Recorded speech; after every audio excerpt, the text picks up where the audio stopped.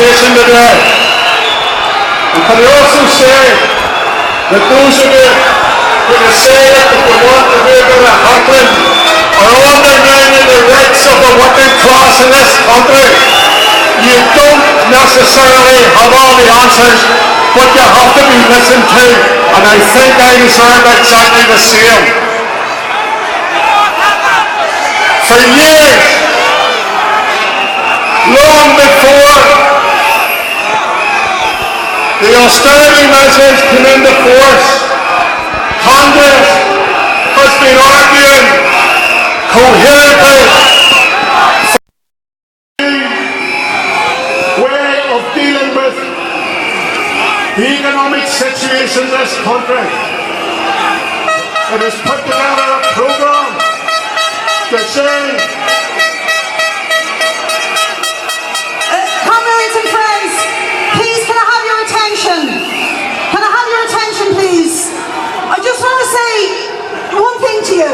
We have worked together in a coalition with the trade unions, with Nick O'Reilly and the Trades Council.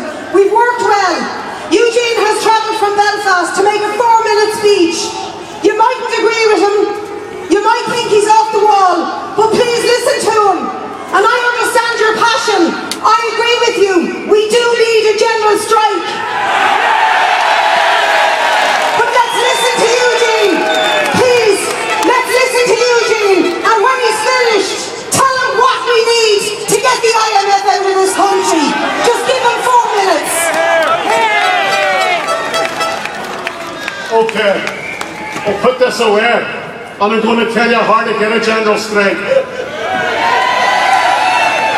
And the very first thing you do is you make sure you're in a trade union. Are you all in unions? Then the next thing you do is you go back to your workplace, if you're fortunate enough to have a job, and you talk to your comrades and colleagues in your workplaces, and you persuade them in their best interest that they need to take industrial action to defend you, them and their class in this country. That should be easy. And when you do that, you then take that motion to your executive council of your union, and you persuade them to pass a motion in favour of doing that. That's easy. Do it. And when you do that, you get your union to bring that forward to the Congress of Trade Unions, and it's an irresistible force that Congress will welcome. So don't say, in one sense, you want a general strike. Work for that bloody thing, and you'll achieve it. Frankly, to the workers' comrades.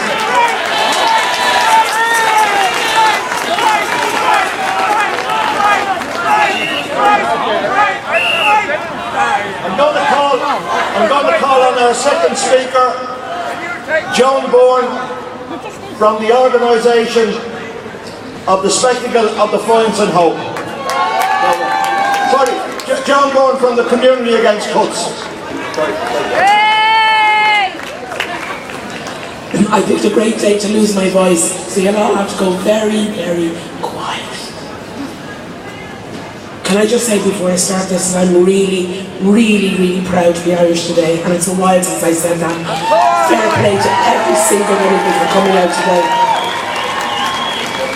You have made today the start of a very, very, very important fight back.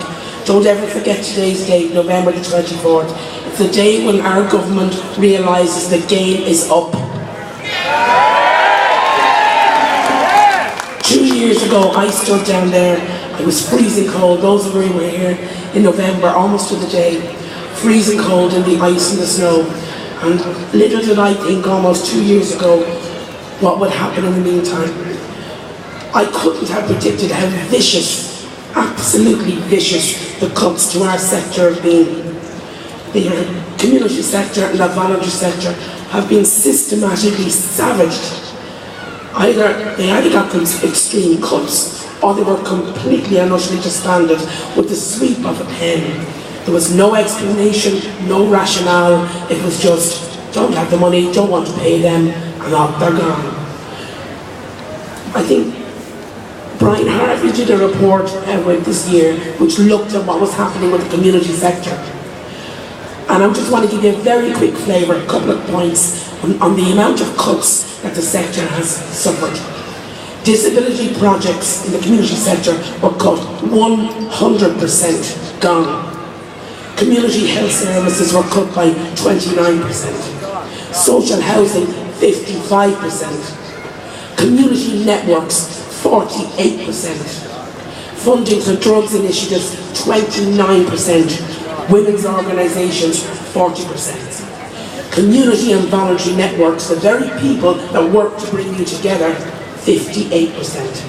And in the meantime, the actual cut across public spending was, in the same period of time, 2.8%. That is unfair, that is not equal, and we say enough is enough.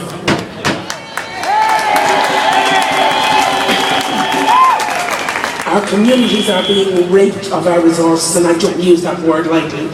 We are saying it very loud today, these are not our debts, and we will not pay anymore.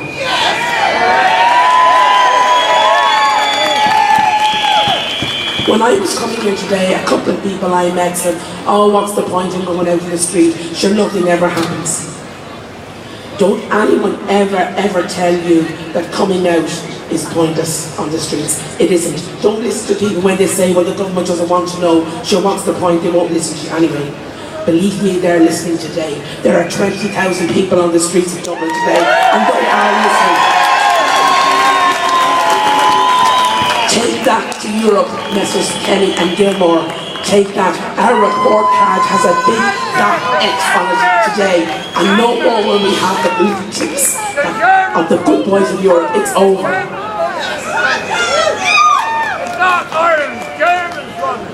When I left here 2 years ago, when this day it ended, I remember walking away feeling dejected.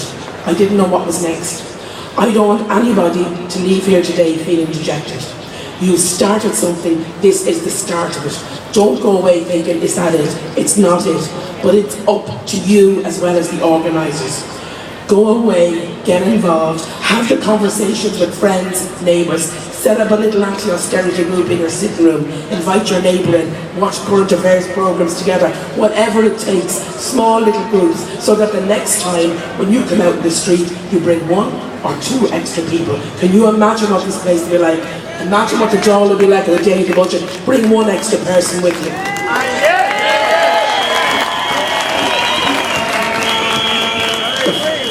The final thing I want to say is, all we are asking is justice for the community centre. Take your grubby hands off the services that for years we have fought long and hard to set up the very services that this state couldn't or wouldn't provide. Go away, we are accepting no more cuts. Do not come knocking on our door next month. Thank you.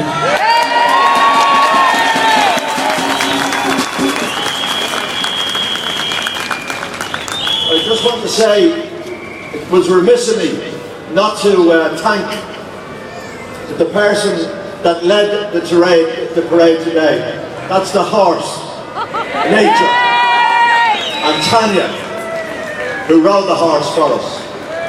The next speaker is